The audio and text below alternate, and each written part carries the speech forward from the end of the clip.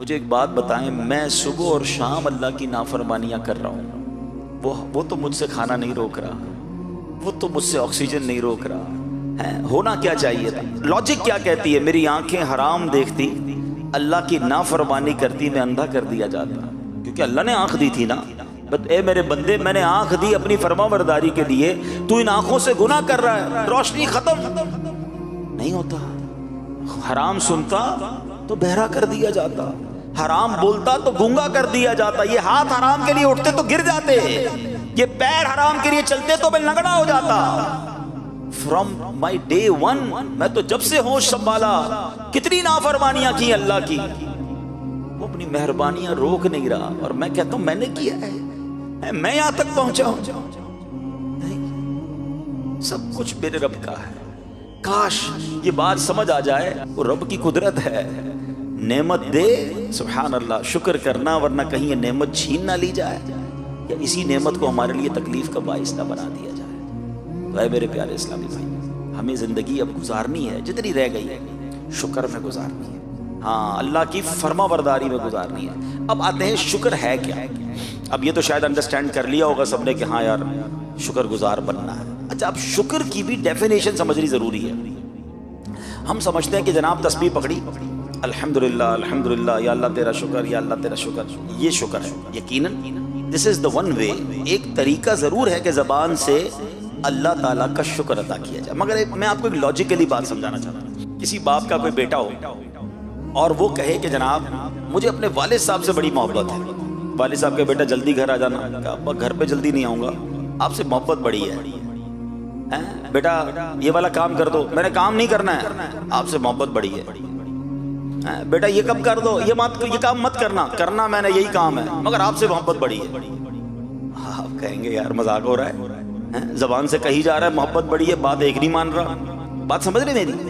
یعنی یہ کیسی محبت ہے کہ زبان سے جاری ہے، عمل اس کے خلاف ہے۔ تو اب آپ نے اور میں نے سوچنا ہے کہ ہم زبان سے کہہ رہے ہیں کہ یا اللہ تیرا شکر، یا اللہ تیرا شکر، اور اللہ کی بات کوئی نہیں ماننی ہے۔ تو علماء کہتے ہیں ایکچول شکر یہ ہے کہ بندہ رب کی نافرمانی نہ کرے، ٹھیک ہے؟ نافرمانی ناشکری ہے، شکر یہ کہ بندہ اللہ کی فرما برداری کرے، اللہ کو راضی کرنے والے کام کرے۔ تو پریکٹیکل شکر یہ ہے کہ ہماری نماز قضا نہ ہو، پریکٹیکل شکر یہ ہے کہ ہم اللہ کی نافرمانی نہ کریں، ہم حرام روزی کی طرف نہ جائیں۔ تو جو پریکٹیکل فرما بردار بن جاتا نا اللہ کا، ایکچول شکر گزار بھی وہی ہوتا ہے۔ یا اللہ تیری مہربانی، تو نے اتنا عطا کیا، ہمیں رب کا نافرمان نہیں بننا ہے۔ نافرمانی کریں گے تو پھر ایسا نہ ہو کہ ہم جو ہے وہ اپنی نعمتوں کو خود کھو دیں۔ اچھا، ایسا بہت جگہ پر ہوتا ہے۔ ایک اور میں بات میرے دل کا درد ہے، ہمارے ساتھ شیطان نے پتہ ایک اور کام کیا کیا ہے۔ ویسے تو پوری لائف ہمیں شکر گزار بننا چاہیے، مگر وین ایور ہمیں کوئی خاص نعمت ملتی ہے نا، تب تو زیادہ شکر کرنا چاہیے نا۔ لیکن شیطان نے ہمارے ساتھ گیم یہ کی ہے کہ whenever we try to celebrate something, جب بھی زندگی میں سیلیبریشن کی نام آتی ہے نا، تو دماغ کے کسی کونے میں شیطان نے یہ بٹھا دیا کہ سیلیبریشن کا نام ہی اللہ کی نافرمانی ہے۔ کمال ہے، ہمارا ایمان اور عقیدہ ہے کہ دینے والی ذات رب کی ہے، مگر جب بھی وہ دیتا ہے، اب آپ کہیں گے یار ایسی کیسی بات کر رہے ہیں، ہم کہاں سیلیبریشن میں گناہ کرتے ہیں؟ چلیں ذرا اسٹارٹ لیتے ہیں۔ بچہ پیدا ہوا، برتھ ڈے کرنی ہے، بہت اچھی بات ہے، اللہ کی نعمت ہے اولاد۔ برتھ ڈے میں کیا کرتے ہیں؟ خواہ کھائیں بھائی، کون کہتا ہے کیک نہ کھائیں، کون کہتا ہے آپ دوستوں کو دعوت نہ کریں، جائز طریقے سے کر لیں بھائی، اس پہ گانے باجے میوزک ڈال کر اللہ کی نافرمانی، بچے کی خوشی میں بھی رب کو ناراض کر رہے ہیں۔ یہی بچہ بڑا ہو گیا، اب شادی کرنی ہے، سچ بتاؤ شادی میں کون سا گناہ ہے جو ہم نہیں کرتے، کون سی نافرمانی ہے جو ہم نہیں کرتے ہیں، اور اس نافرمانی کی وجہ سے ہم رب کو ناراض، حالانکہ کتنی بڑی نعمت ہے شادی۔ اب آپ بتائیں نا، پھر ہم کہتے ہیں یار ہزاروں لاکھوں روپے خرچ کیے مگر شادی کے بعد خوشی نہیں مل رہی ہے، جناب اولاد نہیں ہو رہی ہے، میاں بیوی میں پیار نہیں ہے۔ آپ سوچیں آپ نے اس خوشی میں رب کو ناراض کتنا کیا ہے۔ یہ خوشی میں تو صدقے بڑھانے چاہیے تھے نا۔ ہمارے بہت اچھے دوست ہیں، رشتہ دار بھی ہمارے، بہت اللہ نے مال دیا ان کو، ان کے بچوں کی شادی میں ایک بار جانا ہوا تو بڑا نارمل سا فنکشن تھا، بڑی نارمل سی دعوت تھی، اور ایک ہی دعوت کی انہوں نے، وہ لمبی لسٹ بھی نہیں تھی دعوت کی۔ کسی نے پوچھا کہ آپ اتنا خرچ نہیں کیا اپنے بچے کی شادی پر، آپ تو کروڑوں روپے خرچ کر سکتے ہیں۔ کہتا ہاں میں کروڑوں کر سکتا ہوں۔ مگر میں نے سوچا کہ میں کروڑوں روپے اپنی بچوں کی شادی پر غلط کاموں پہ لگا دوں. اب میرا فارمولہ یہ ہے کہ میں اپنے ہر بچے کی شادی میں 2 غریب بچوں کی شادیاں کراتا ہوں, اور اس کا فائدہ یہ ہوتا ہے کہ وہ 2 جوڑے جو ہے نا ساری زندگی میرے بچے کے لیے دعا کرتے رہتے ہیں, اللہ اس کو خوشیاں دے دیتا ہے. بھئی خرچ کرنے کے اور بھی تو طریقے ہیں نا, سیلیبریشن کے اور بھی تو انداز ہیں. اصل میں ہم پتہ نہیں کدھر کھو گئے ہیں کہ جب بھی اب نیا کاروبار لیا, کاروبار کی اوپننگ سیریمنی دیکھیں وہ میوزیکل شو ہو رہا ہے. کیوں ہم غلط چیز شامل کر, قرآن خوانی کر لے بھائی. اچھا آپ کو قرآن خوانی نہیں کرنی, دعوت کھلائیں, دعوت تو کھلا لیں, اچھی نیتوں سے کھلائیں گے, اس کا بھی ثواب ملے گا. مگر حرام چیز کو کیوں انوالو کرتے ہیں, کیوں اپنے رب کو ناراض کرنے والے ہم کام کرتے ہیں. تو اللہ کرے کہ آج کے اس مختصر سے بیان میں قرآن کے ان 2 واقعات سے ہم یہ سبق حاصل کر لیں. پہلے تو یہ دل میں ہمیں ہر وقت خیال ہونا چاہیے کہ میرا کچھ بھی نہیں ہے, سب کچھ میرے رب کا ہے, اور وہ جب چاہے واپس لے سکتا ہے. جب یہ خیال آ جائے گا نا تو پھر اکڑ نہیں آئے گی, پھر غرور نہیں آئے گا, پھر تکبر دل میں نہیں آئے گا کہ میں نے سب کچھ کیا, میں سپیریئر. تو کچھ بھی نہیں, مجھ پر مہربانیاں ہو رہی ہیں, مجھ پر احسان ہو رہے ہیں, مجھ پر کرم نوازیاں ہو رہی ہیں. اے مالک یہ جاری رکھی ہو, یہ واپس مت لے لینا. اللہ کے نبی علیہ الصلوۃ والسلام کی دعا پڑھے نا, اللہم انی اعوذ بک من زوال نعمتک. حدیثوں میں یہ دعا موجود ہے, اے اللہ میں زوال نعمت سے تیری پناہ مانگتا ہوں. یہ مانگا کرو دعائیں, یہ نعمتوں کو زوال لگنے میں دیر نہیں لگتی. بس اللہ کرے کہ ہم شکر گزار رہے, مٹا دے اپنی ہستی کو اگر کچھ مرتبہ چاہے, مٹا دے اپنی ہستی کو اگر کچھ مرتبہ چاہے, کہ دانا خاک میں مل کر گل گلزار ہوتا ہے. عاجزی کا انداز اختیار کریں گے, اللہ ترقی عطا فرمائے گا. نبی پاک علیہ الصلوۃ والسلام کی ایک اور بڑی پیاری دعا ہے, اس سے اندازہ ہوگا کہ اللہ کے حبیب علیہ الصلوۃ والسلام دنیا سے آپ کا تعلق کیسا تھا اور رب سے تعلق کیسا تھا. اور یہ دعا ایکچولی ٹیچنگ بھی ہمارے لیے. دعا کیا ہے؟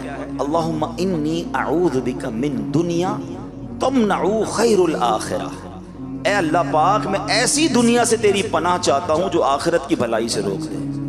دنیا دنیا دنیا, صبح و شام دنیا, صبح و شام مال, صبح و شام جناب دنیا کے خواب, اور آخرت بھلائے بیٹھے. اللہ کے حبیب کیا عرض کر رہے ہیں, اے اللہ میں ایسی دنیا سے تیری پناہ چاہتا ہوں جو آخرت کی بھلائی سے روک دے. اب آگے سنیے, وَأَعُوذُ بِكَ مِنْ حَيَاةٍ تَمْنَعُ خَيْرَ الْمَمَاتِ. اے اللہ ایسی زندگی سے تیری پناہ مانگتا ہوں جو اچھی موت سے روک دے. زندگی تو کمال ہو گئی نا, او گاڑیاں لش پش, زندگی کے ساری لگزریز حاصل کر لی, موت اچھی نہ ہوئی تو کیا کرنا ہے زندگی کا؟ یہ تو تھوڑی ہے نا, اصل تو وہ لائف ہے. دعا کرو کہ لائف ایسی گزرے کہ موت اچھی ہو جائے.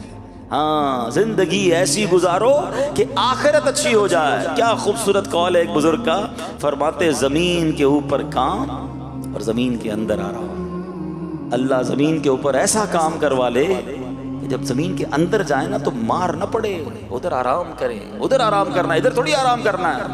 ادھر غفلت کی نیند سوئے ہوئے, ادھر نماز قضا ہو رہی ہے, ادھر حرام کام چل رہے ہیں, ٹینشن ہی کوئی نہیں. ادھر جاگنا ہے, ادھر فکر کرنی ہے, جاگنا ہے, جاگ لے افلاک کے سائے تلے, حشر تک سوتا رہے گا خاک کے سائے تلے. ادھر سونا ہے نا تو ادھر آسان نیند چاہیے, ادھر برکت جب ملے گی جب دنیا اچھی گزاری ہوگی. کیا خوبصورت نبی پاک کے الفاظ تو ویسے ہی کمال ہے نا, ایک جملے میں پورا چیپٹر ہے. کیا فرمایا؟ وَأَعُوذُ بِكَ مِنْ حَيَاةٍ تَمْنَعُ خَيْرَ الْمَمَاتِ. اے اللہ میں ایسی زندگی سے تیری پناہ چاہتا ہوں جو اچھی موت سے روک دے. پھر فرمایا وَأَعُوذُ بِكَ مِنْ عَمَلٍ يَمْنَعُ خَيْرَ الْعَمَلِ. اور ایسی امیدوں سے تیری پناہ چاہتا ہوں جو نیک اعمال سے روک دے. امیدیں ختم نہیں ہو رہی, پلاننگ ہی ختم نہیں ہو رہی, نیک اعمال کی جگہ ہی نہیں بن رہی ہے. تو اللہ کرے کہ یہ دعا ہمارے حق میں بھی قبول ہو جائے. ہم نبی پاک کی اس دعا کے ساتھ اللہ کرے کہ ہم اپنی لائف گزارے. ایک مرتبہ پیارے آقا علیہ الصلوۃ والسلام کی بارگاہ میں ایک شخص حاضر ہوا, کہتا ہے یا رسول اللہ صلی اللہ علیہ وسلم مجھے کیا ہو گیا کہ میں موت کو پسند نہیں کرتا. یعنی میرا دل دنیا کی طرف مائل ہے اور اپنے دل میں آخرت کی طرف میں میلان کم پاتا ہوں, اور موت تو جنت میں پہنچنے کا راستہ ہے مگر مجھے موت ہی پسند نہیں ہے. اچھا ایسے ہم میں سے بھی بہت سارے لوگ ہوں گے جب بھی موت کی بات آتی ہے ڈر جاتے ہیں, خوف مبتلا ہو جاتے ہیں, آخرت کی بات نہ کرو, مرنے کی بات نہ کرو. کہتا حضور مجھے پتا ہے جنت میں جانے کا راستہ ہی موت ہے, موت آئے گی تو جنت میں جاؤں گا نا, مگر میرا دل اس طرف نہیں کھنچتا ہے, مجھے میلان نہیں ہے, مجھے مزہ نہیں آتا. سبحان اللہ. نبی پاک نے جو فارمولہ دیا ہے نا وہی سمجھ لے آج میرے پورے بیان کا حاصل ہے. اللہ کے حبیب علیہ السلام نے فرمایا کہ کیا تمہارے پاس مال ہے؟ عرض کی جی ہاں یا رسول اللہ مال ہے. فرمایا اپنا مال صدقہ خیرات کر کے آگے بھیج دو، آخرت کی طرف بھیج دو. تو کیونکہ آدمی کا دل اپنے مال کے ساتھ ہوتا ہے، اگر یہ اپنے مال کو آگے بھیج دے گا نا تو اپنے مال سے ملنا چاہے گا، اور اگر مال کو پیچھے چھوڑ دے گا تو آگے جانے کا دل ہی نہیں ہوگا، پیچھے پیچھے کی طرف دل مائل رہے گا. حدیث کا خلاصہ عرض کر رہا ہوں، اب اس کو ذرا لاجیکلی سمجھیے گا. آپ میں سے کئی لوگ ہیں مثال کے طور پہ جو کراچی کے رہنے والے ہیں، لیکن اگر آپ نے اپنی کوئی انویسٹمنٹ لاہور میں کی ہوئی ہے، کوئی فیکٹری آپ نے ڈال دی اسلام آباد میں، اب دل کدھر ہے؟ ہر تھوڑے دنوں بعد اسلام آباد میں رہتا ہے. کیوں یار؟ بزنس تو وہی ہے نا. انسان کا دل اس کے مال کے، لوگ امریکہ چلے گئے، یورپ چلے، کیوں؟ ادھر پیسہ ہے ان کا، ادھر ان کی انویسٹمنٹس ہیں، ادھر ان کی چیزیں ہیں. سبحان اللہ. کیا نبی پاک نے جو فارمولہ سمجھ آ جائے نا کہ بندے کا دل اس کے مال کے ساتھ ہوتا ہے. اگر آخرت سے محبت کرنی ہے تو مال آگے بھیج دو، تمہیں ٹینشن ہی نہیں ہوگی. ادھر بھی میری پراپرٹی بنی ہوئی ہے، ادھر بھی میرا انشاءاللہ جنت میں محل تیار ہے، ادھر بھی میں نے اللہ کی راہ میں صدقہ خیرات کیا ہوا ہے، میری تیاری پوری ہے. سبحان اللہ. یہ بات اگر سمجھ آ جائے نا کہ ادھر کی تیاری ہے کہ نہیں. حضرت عمر بن عبدالعزیز رضی اللہ تعالیٰ ایک بار ایک قافلے میں جا رہے تھے، خلیفہ مروان کے ساتھ ایک بڑا سا قافلہ تھا، بڑے بڑے بادشاہ بھی تھے، لیڈرز آف دا نیشن اس کے ساتھ جا رہے تھے. تو سب نے اپنا اپنا مال جو تھا نا وہ آگے بھیج دیا. سب نے اپنا اپنا مال آگے بھجوا دیا. کیونکہ مال کیوں بھجوانا ہوتا تھا کہ گھوڑوں پہ جاتے تھے، اونٹوں پہ جاتے تھے، تو کسی بھی شہر میں جائیں تو وہ ٹینٹ لگانے پڑتے تھے، گھر بنانے پڑتے تھے. تو سب نے اپنے ٹینٹس اور اپنے خادمین بھیج دیے کہ جب ہم ٹریول کر کے وہاں پہنچیں تو تکلیف نہ ہو. حضرت عمر بن عبدالعزیز نے کوئی سامان نہیں بھجوایا تھا. جب ٹریول پورا ہوا، جیسے ہی وہاں پہنچے تو سب کے کیمپس ریڈی تھے، سب اپنے اپنے کیمپوں میں چلے گئے. حضرت عمر بن عبدالعزیز کے پاس تو کوئی کیمپ نہیں تھا. تو بادشاہ کو یاد آیا کہ حضرت عمر بن عبدالعزیز کو ڈھونڈو، انہوں نے تو کیمپ بھجوایا نہیں تھا. ڈھونڈتے ڈھونڈتے گئے تو وہ کسی درخت کے نیچے بیٹھ کے رو رہے تھے. تو پوچھا کہ آپ کیوں رو رہے ہیں؟ ٹینٹ ہم دے دیتے ہیں آپ کو، آپ روئیں تو نہ. کہتے مجھے قیامت کا دن یاد آ گیا، تم سب نے اپنا سامان بھیجا تھا، منزل پر پہنچے تو اپنے اپنے خیموں میں چلے گئے. میں نے سامان بھیجا نہیں تھا تو میں کھلے آسمان تلے رہ گیا. اگر آخرت میں بھی ایسا ہی ہوا کہ جن جن لوگوں نے اچھے اعمال کر کے آگے نیکیاں بھیجی ہیں ان کو تو ریوارڈ مل جائیں گے، ان کو جنتی گھر مل جائیں گے، اور اگر میرا کوئی عمل نہ ہوا تو میں تو بے سر و سامان رہ جاؤں گا. اللہ کے اتنے نیک بندے ہو کر ایسا فکر آخرت. مگر یہ واقعہ ہم سب کے لیے کتنا درس ہے. ہم سب کے گھر ہیں یہاں پر، ہم سب کی چیزیں ہیں یہاں پر، وہاں ہے کہ نہیں؟ اور وہاں زیادہ رہنا ہے، کہیں وہاں پھنس نہ جائے. اللہ کرے دل میں اتر جائے میری بات. تو پیارے اسلامی بھائیوں، دعوت اسلامی کے پیارے ماحول میں ایسی باتیں سکھائی جاتی ہیں. ہمیں اس ماحول میں بہت کچھ آخرت کی یاد دلائی جاتی ہے. یہ اجتماع کیوں کیے جاتے ہیں؟ دعوت اسلامی کا تو خرچ ہوتا ہے نا. ہمیں کیوں بلایا جاتا ہے؟ آپ کو میسج کیے جاتے ہیں، آپ سے فالو اپ کیا جاتا ہے، آپ کو بلایا جاتا ہے. یہ ہمارے لیے بلایا جاتا ہے. ہم اتنی دیر جو یہاں بیٹھے ہیں گناہ سے بچے ہوئے ہیں نا، اللہ رسول کا ذکر سن رہے ہیں، قرآن کی باتیں سن رہے ہیں، یہی وقت کام آئیں گے. اور کاش یہ باتیں دل پہ اثر ہو جائیں اور ہمیں یقین ہو جائے کہ جو کچھ ہے میرے رب کا ہے، اور اب میں نے زندگی اسی کی فرمانبرداری پہ گزاری. پھر تو سبحان اللہ. اب میں بات کروں گا ایک ایسی قوم کا اور ایک ایسے گارڈن کا کہ جس کا تصور کریں، امیجنیشن کریں تو عقل حیران ہو جاتی ہے. سبحان اللہ. قرآن کہتا ہے، اچھا یہ جو 22ویں پارے میں یہ پوری قرآن پاک کی سورت ہے، سورہ سبا. یہ کسی قوم تھی جس کا نام ہی قوم سبا تھا. یہ اس قوم کا واقعہ ہے. ان کو اللہ نے کتنا نوازا تھا، اب ذرا سنتے جائیے گا. قرآن میں رب فرماتا ہے، بے شک قوم سبا کے لیے ان کی آبادی میں نشانی تھی. 2 باغ تھے، ایک دائیں طرف دوسرا بائیں طرف. اپنے رب کا رزق کھاؤ اور اس کا شکر ادا کرو. پاکیزہ شہر ہے اور بخشنے والا رب. اللہ اکبر. یہ کیسی قوم تھی؟ اللہ کریم نے، یاد رہے، سبا عرب کے علاقے یمن کی حدود میں واقع ایک قبیلے کا نام تھا، یہ ٹرائب کا نام تھا. اور یہ قبیلہ اپنے دادا سبا بن یشجب بن یعرب بن قحطان کے نام سے مشہور تھا. ایک پرسنالٹی کا نام تھا، پھر ایک قبیلے کا نام پڑ گیا. اور سبحان اللہ، اب قرآن میں سورہ سبا موجود ہے. حضرت عبداللہ ابن عباس رضی اللہ عنہ فرماتے ہیں کہ رسول اللہ صلی اللہ علیہ وسلم سے سوال کیا گیا کہ سبا کسی مرد کا نام ہے، عورت کا، یا کسی سرزمین کا نام ہے؟ سرکار دو عالم صلی اللہ علیہ وسلم نے فرمایا کہ سبا ایک مرد تھا، اس کے 10 بیٹے تھے، ان میں سے 6 یمن میں آباد ہو گئے، 4 شام میں سیریا میں چلے گئے۔ اب آیت کا خلاصہ کیا ہے؟ یمن کے حدود میں جب یہ لوگ آباد تھے، اللہ پاک کی وحدانیت اور قدرت پر دلالت کرنے والی ایک نشانی یہ تھی کہ ان کے باغ میں، ان کے شہر معرب کے دونوں طرف کثیر باغات تھے، ان باغات میں پھلوں کی کثرت تھی۔ ان لوگوں تک انبیاء کرام کے ذریعے یہ کہا گیا اپنے رب کا رزق کھاؤ، انجوائے کرو اپنی لائف کو، مگر اللہ کی عبادت کرو، اللہ کا شکر بجا لاؤ۔ تمہارا شہر پاکیزہ ہے جس میں لطیف آب و ہوا ہے، صاف ستھری سرزمین ہے۔ آپ کو پتا وہ کتنی پیور ایئر تھی؟ میں بھی پچھلے دنوں نیوزی لینڈ گیا، میرے لیے بڑی شاکنگ بات تھی۔ یہ ضرور پتا تھا کہ وہاں کی آب و ہوا بڑی اچھی ہے، مگر مجھے بتایا گیا کہ نیوزی لینڈ کی ہوا جو ہے یا فجی کی جو ہوا ہے وہ باقاعدہ کینز میں پیک کر کے کئی ملکوں کو ایکسپورٹ کی جاتی ہے۔ میں سمجھا میرے ساتھ کچھ مذاق کر رہے ہیں لوگ، کہہ رہے ہیں نہیں عبدالحبیب بھائی ایسا ہی ہے، چائنا میں آپ دیکھیں کہ یہ باقاعدہ جو $1 میں $2 میں نیوزی لینڈ کی ہوا ملتی ہے، لوگ اس کو اسمیل کرتے ہیں۔ مجھے پھر بھی یقین نہیں ہے، پھر میں نے انٹرنیٹ پر سرچ کیا تو واقعی ایسا تھا کہ آج بھی پیور ایئر کی اتنی ویلیو دنیا میں ہے کہ کئی لوگوں کو یہ کریز ہوتا ہے کہ ہم صاف ستھری ہوا لیں، اور میں نے وہاں دیکھا لوگ بڑی لانگ لائف جیتے ہیں، ہوا بڑی اچھی ہوتی ہے، صحت مند رہتے ہیں۔ مگر قرآن کہتا ہے سبا کے لوگوں کے پاس جو شہر تھا نا، اس شہر کی ہوا ایسی تھی جس پہ کوئی مچھر ہی نہیں تھا، کوئی مکھی نہیں تھی، کوئی کھٹمل نہیں تھا، سانپ بچھو کوئی نہیں تھا، بلکہ پاکیزگی کا عالم یہ ہوتا کہ کوئی دوسرے شہر کا آدمی اس شہر سے صرف گو تھرو کر لیتا، گزر جاتا، تو اگر اس کے جسم پر کوئی جوئیں یا کیڑے ہوتے وہ بھی مر جاتے تھے۔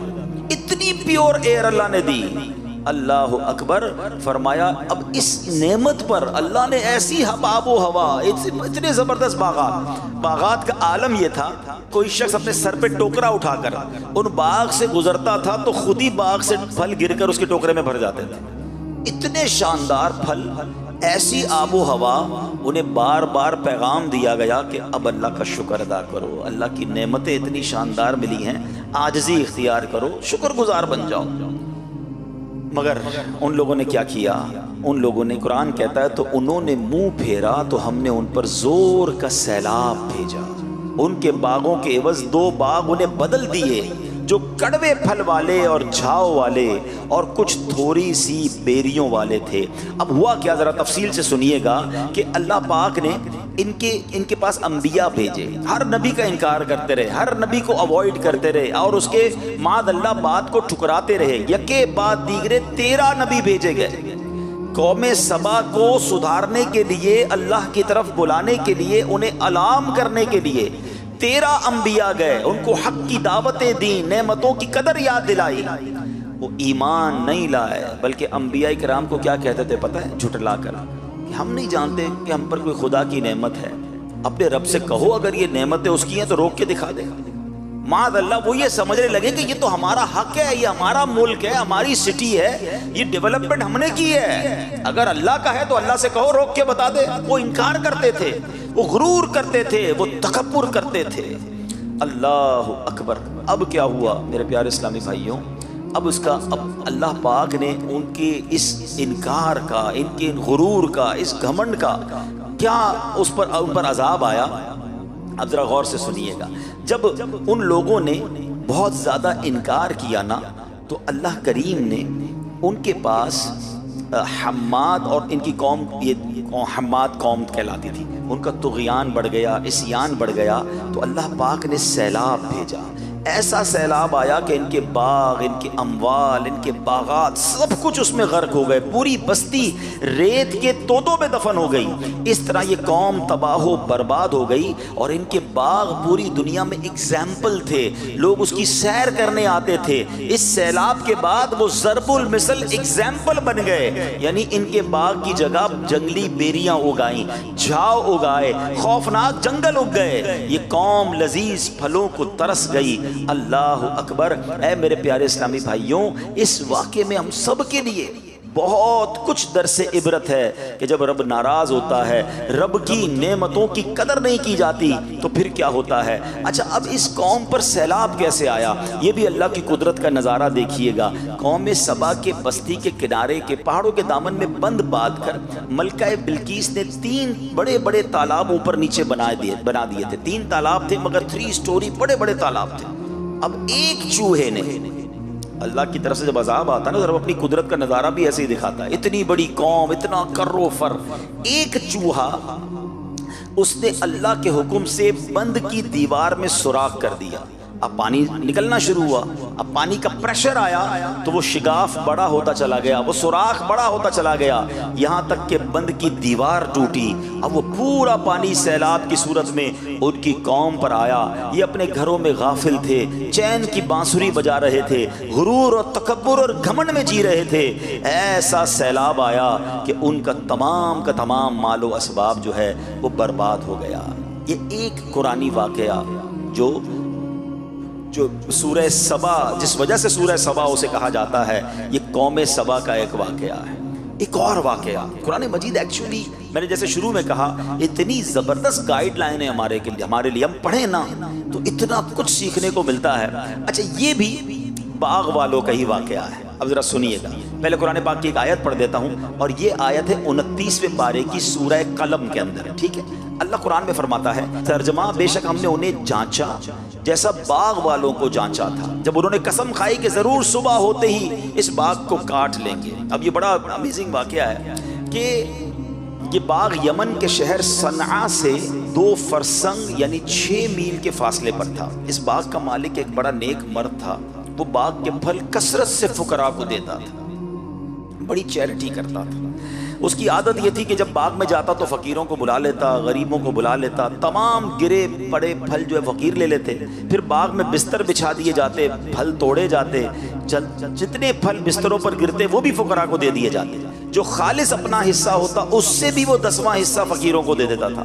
اس طرح کھیتی کاٹتے وقت اس نے بہت سارے فقراء کے حقوق مقرر کیے ہوئے تھے کہ جب بھی کھیتی کٹے گی فقیروں کو اتنا دیا جائے گا، اتنا فیصد دیا جائے گا، بانٹا جائے گا۔ بڑا سخی آدمی تھا۔ اس کے انتقال کے بعد اس کے 3 بیٹے وارث تھے اس کے۔ اب بیٹے ابو کی چیریٹی دیکھتے تھے، ہونا تو یہ چاہیے تھا کہ لیگیسی میں اپنے باپ کی سخاوت کو کنٹینیو کرتے۔ اب انہوں نے مشورہ کیا کہ اگر جتنا ابو بانٹتے تھے ہم بھی اتنی خیرات کریں گے تو ہمارے حصے میں تو کم آئے گا، ہمارے پاس تو جو ہے وہ پیسے کم ہو جائیں گے، ہم اللہ کی راہ میں اتنا بانٹیں گے۔ تو انہوں نے کہا ایسا کریں، کل ہماری کھیتی کاٹنی ہے۔ تینوں نے مل کر قسم کھائی کہ صبح جلدی پہنچ جاتے ہیں، فقیروں کو نہیں بتاتے جو ہر بار آتے ہیں غریب لوگ، ہم سارا مال خود ہی جو ہے نا وہ کاٹ کے اپنے پاس رکھ لیں گے۔ صبح ارلی مارننگ وہ پہنچ گئے اپنے باغ۔ اللہ اکبر! پھر کیا ہوا، جب باغ میں پہنچے تو اللہ کے حکم سے رات ایک آگ اس باغ میں آئی اور صبح تک وہ سارا باغ جل کر سیاہ ہو گیا، ٹھیک ہے۔ جب صبح یہ اپنے باغ میں پہنچے نا تو کہنے لگے ہم کسی اور باغ میں آ گئے ہیں، یہ تو باغ ہے ہی نہیں، یہاں پر تو سب جل کے خاراخ ہو گیا ہے، ہم غلطی سے راستہ بھول گئے ہیں۔ مگر آس پاس کی دیواروں اور تمام چیزوں کی جب نشانیاں دیکھی تو قرآن کہتا ہے انہیں احساس ہو گیا کہ یہ تو ہمارا ہی باغ تھا، اور اب انہیں احساس ہوا کہ ہم نے بری نیت کی، ہم نے اللہ کی راہ میں خرچ کرنے سے ہاتھ روکنے کی نیت کی، ہم نے اللہ کو ناراض کیا اور ہمارا سب کچھ چلا گیا۔ ان لوگوں نے پھر اللہ کی بارگاہ میں رو رو کر توبہ کی۔ طویل واقعہ، میں اس کو سمرائز کر رہا ہوں۔ انہوں نے رو رو کر توبہ کی۔ ایک بھائی کہتا ہے کہ میں تمہیں نہیں کہتا تھا کہ اللہ کی تسبیح کیوں نہیں کرتے، برے ارادے سے توبہ کیوں نہیں کرتے، اللہ کی نعمت کا شکر کیوں نہیں بجا لاتے۔ اب سب ایک دوسرے کی طرف دیکھنے لگے، رونے لگے کہ واقعی ہم سے مسٹیک ہو گئی، ہم نے اللہ کو ناراض کیا، ہمارا سب کچھ چلا گیا۔ ہم اللہ کی راہ میں تھوڑا دیتے تھے، اللہ ملٹی پلائی کرتا تھا، مگر ہم نے تو سبھی ضائع کر دیا۔ اللہ اکبر! اب سب نے اللہ کی بارگاہ میں توبہ کی۔ سبحان اللہ! تفسیر قرآن میں لکھا اللہ نے اس سے بہتر باغ انہیں عطا فرمایا، توبہ قبول فرمائی اور اس سے بہتر مال عطا فرمایا، اس میں بھی کثیر پیداوار ہونی شروع ہو گئی۔ These are the two beautiful incidents from قرآن مجید فرقان حمید، ایک سورہ قلم میں اور ایک سورہ سبا میں۔ دونوں کا میسج کیا ہے؟ میسج یہ ہے کہ میرے پاس جو کچھ ہے نا میرے اللہ کا ہے، میرے پاس اپنا کچھ بھی نہیں ہے، کبھی اترانا نہیں، کبھی گھمنڈ نہیں کرنا، میرا نام ہو گیا ہے، میری شہرت ہو گئی ہے، میرے پاس پیسے آ گئے، یہ سب میں نے کمایا ہے، میں نے پہلے سٹڈیز کی تھی جناب، اچھے نمبروں سے میں نے پاس کیا تھا، پھر میں نے انٹرپرینیور کے طور پہ کام شروع کیا، چھوٹی سی جاب سے کام شروع کیا، ترقی کرتے کرتے آج میں کمپنی کی اس پوزیشن میں ہوں، واٹ ایور ڈڈ، میں نے کیا یہ سب، میں نے کچھ نہیں کیا، جو کچھ ہے میرے رب کا ہے۔ جس نے ناشکری کرنا شروع کی نا، جس نے اترانا شروع کیا، جس کے دل میں یہ خبط سوار ہو گیا کہ جناب یہ میری سٹرگل ہے، ارے جناب اگر سٹرگل کرنے والے ہی کامیاب ہوتے تو ہم سے زیادہ عقل مند لوگ اس وقت بے روزگار ہیں، ہم سے زیادہ اللہ کے نیک بندے پریشان بھی ہیں۔ اللہ نے مجھ جیسے گناہگار کو اتنا نواز دیا، مجھے تو ہر وقت اپنی خطائیں یاد آنی چاہیے۔ مجھے ایک بات کا جواب دیجئے، رزق کون دیتا ہے؟ جواب دو نا، اللہ دیتا ہے نا۔ پانی کون دیتا ہے؟ آکسیجن جو ہم لے رہے ہیں وہ کون دے رہا ہے؟ جو کچھ ہے وہ رب دے رہا ہے۔ مجھے بتائیں، اگر آپ کی آفس میں، آپ جہاں بھی جاب کرتے ہیں، کوئی بندہ آپ کے CEO یا ڈائریکٹر یا HOD کی بات نہ مانے، جب بھی وہ کوئی بات کہے اس کا الٹا کا جواب دے، آلویز وہ بات کا الٹا کام کرے، روز مسٹیکس کرے، کیا جو باؤنڈریز، جو فیسلٹیز جو اس کو کمپنی میں حاصل ہے وہ باقی رہیں گی؟ بندہ کہے گا ٹھیک ہے، جب آپ کمپنی کے لیے کام ہی نہیں کر رہے تو آپ کی جاب ختم، اپنی گاڑی واپس کریں، اپنی فیسلٹیز واپس کریں، تمام پریولیجز ختم کر دیے جاتے ہیں، بیکاز آپ کمپنی کے رول کو فالو نہیں کر رہے، اپنے ہیڈ کو جواب نہیں دے رہے۔ ایک قرآن پاک کی میں آیت کا جز پڑھ رہا تھا، اللہ اکبر، اگر یہ بات سمجھ آ جائے نا، سبحان اللہ سبحان اللہ، قرآن مجید میں اللہ کریم نے خود فرمایا، اور کاش یہ بات ہمارے دل میں اتر جائے کہ سب کچھ ہمارے رب کا ہے، جو کچھ ہے وہ ہمارے مالک کا ہے۔ اللہ کرے کہ یہ بات ہم سمجھ لیں تو پھر انشاءاللہ چیزیں سمجھنا شروع ہو جائیں گی۔ تو اے میرے پیارے اسلامی بھائیوں، ہمیں اپنی ان تمام باتوں کو سمجھنا بھی ہے اور آئندہ اترانا نہیں ہے، شکر گزار بننا ہے۔ اگر آپ چاہتے ہیں نا کہ آپ کی میری عزتوں میں ترقی ہو جائے، سبحان اللہ، قرآن میں اللہ فرماتا ہے الولایۃ للہ الحق، خود رب نے قرآن میں فرما دیا تمام اختیار سچے اللہ کا ہے۔ یہ ادھر نقش کر سو، الولایۃ للہ الحق، تمام اختیار سچے اللہ کا ہے، میرا کچھ نہیں ہے۔ وہ پنجابی شاعر کہتے ہیں نا، جے چاویں تے راہ جاندے نو تخت عطا فرماوے، جے چاویں تے راہ جاندے نو تخت عطا فرماوے، جے چاویں تے شاہ کولوں در در خیر منگاوے۔ رب چاہے نا تو روڈ پر چلنے والے کو بادشاہت عطا فرما دے، اور رب چاہے تو بادشاہ کو پل میں فقیر بنا دے۔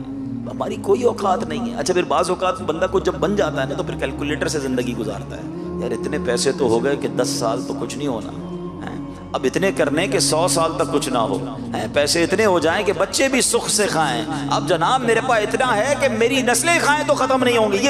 یہ بندہ پھر آہستہ آہستہ ہونا تو کیا چاہیے تھا کہ رب نے دیا نا، میں اور شکر گزار ہوتا، میں اور عاجزی کا اظہار کرتا، مگر اب بندہ کہتا ہے میرے پاس تو اتنا آ گیا کہ اب ٹینشن ہی نہیں ہے، کوئی نہیں کرنی جاب، بھائی کیوں کسی کی بات سنوں؟ میں نہیں کہتا ترقی نہ کریں، مگر گھمنڈ تو نہ لائیں نا اپنے اندر، اللہ سے تو جڑے رہیں، اس کی بارگاہ سے تعلق تو کم نہ ہو جائے، ادھر سے کنیکشن تو اور بڑھنا چاہیے۔ عقل بھی یہ کہتی ہے کہ وہ عطائیں بڑھائے تو ہم سجدے بڑھائیں، وہ عطائیں بڑھائے تو ہم شکر بڑھائیں، مگر ہو کیا رہا ہے کہ وہ عطائیں بڑھاتا ہے، ہم خطائیں بڑھاتے ہیں۔ جب اب پیسے تھوڑے تھے، مقام چھوٹا تھا، جاب چھوٹی تھی، تو گناہ بھی تھوڑے تھے۔ جیسے جیسے جناب ترقی ہوتی گئی، کاش نیکیوں میں ترقی ہوتی، گناہوں میں ترقی ہونے لگی۔ بھائی میں تو انتظار میں تھا یار، اتنے پیسے آئیں گے تو یہ والی عیاشی کرنی ہے، یہ والا کام ہو جائے تو یہ والا گناہ کرنا ہے۔ یہ کیا کر رہے ہیں ہم؟ لاجیکلی بھی آپ کا باس آپ کے آفس میں کوئی آپ کو اچھی انسینٹیو دے، اچھا بونس دے، آپ تھینکس کرتے ہیں، آپ کہتے ہیں یار آلویز اس بندے نے مجھے میرا ساتھ دیا ہے، میں اب اس کمپنی کو کبھی نقصان نہیں پہنچاؤں گا، اپنے باس کو کبھی ناراض نہیں ہونے دوں گا، یہ مشکل وقت میں میرے کام آیا تھا۔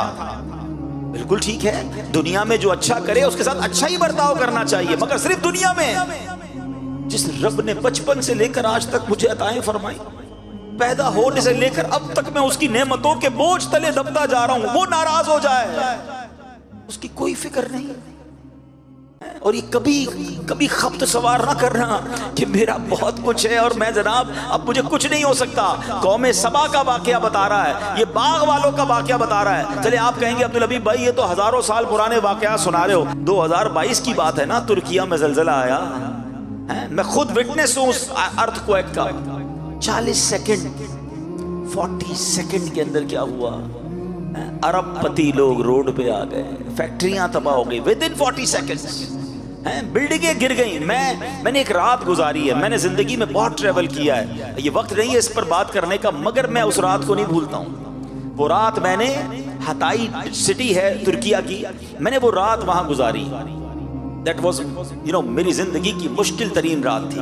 اس کی 2-3 وجوہات تھی. ایک تو ٹھنڈ تھی, ٹھیک ہے, ہم ایک گاڑی کے ساتھ گئے تھے سامان لے کر, ایک ہمارے ساتھ چھوٹی وین تھی, ہم نے کہا ہم سامان بانٹیں گے. ٹریفک کی وجہ سے ہم 2 گھنٹے کا راستہ 10 گھنٹے میں ہم نے طے کیا. جب ہم پہنچے تو رات کے 1:30-2 بج گئے. وہ گاڑی والا کہتا ہے میں نے واپس جانا ہے. ہم نے اس کی منتیں کی, ترلے کیے, بھائی رک جاؤ صبح ہو جائے, ہم سامان بانٹنے آئے, ابھی رات 2 بجے ہم کس کو سامان بانٹے. لوگ بیچارے روڈوں پہ سو گئے تھے, ٹینٹ لگے ہوئے تھے, آگ جل رہی تھی, سردی کی رات تھی, عورتیں بچے خیمے میں آرام کر رہے ہوں گے. ہم نے کہا فجر ہوتے ہی ہم سامان بانٹیں گے, تم چلے جانا. اس نے کہا نہیں مجھے جانا ہے. بہرحال ہم کیا کرتے, پردیس تھا, سارا سامان اس نے روڈ پہ اتار دیا, وہ واپس چلا گیا. اب سامان تھا, ہم تھے اور ہمارے پاس ایک گاڑی تھی. اب سردی کی رات, اور میں سوچتا رہا, میں یقین کرے بہت رویا. میں نے کہا یا اللہ مجھ سے ایک رات نہیں گزر رہی, یہ پورا شہر اس وقت روڈ پہ ہے, میں تو آج صبح ہوگی سامان بانٹوں گا واپس چلا جاؤں گا, یہی راتیں ساری پتہ نہیں کب تک گزاریں گے. آج مجھے 1 مہینہ پہلے, 1 سال کے بعد, ابھی 15 دن پہلے مجھے ویڈیو آئی کہ وہی شہر اب پورا گراؤنڈ ہو چکا ہے. انہوں نے 6000 بلڈنگیں سب زیرو کر دی ہیں, اب بلڈنگیں بننے جا رہی ہیں. اس کا مطلب 1-1.5 سال سے وہ لوگ روڈ پہ ہی ہیں نا, یا خیمے میں ہیں, یا پتہ نہیں کسی رشتہ دار کے گھر رہ رہے ہیں. اب یقین کرے سامنے بلڈنگیں گری نہیں تھی, بلڈنگیں 25-50-100 بلڈنگیں گری تھی, باقی ساری بلڈنگیں کھڑی تھی. لیکن لوگ روڈ پہ بیٹھے تھے, اندر جانے کی ہمت نہیں تھی, کیونکہ ہر چند منٹ کے بعد, ہر تھوڑی دیر کے بعد ایک اور آفٹر شاک آتا تھا, ایک کوئی نہ کوئی بلڈنگ گر جاتی تھی. اب اعلان یہ تھا کہ کوئی بلڈنگ کے اندر نہیں جائے گا.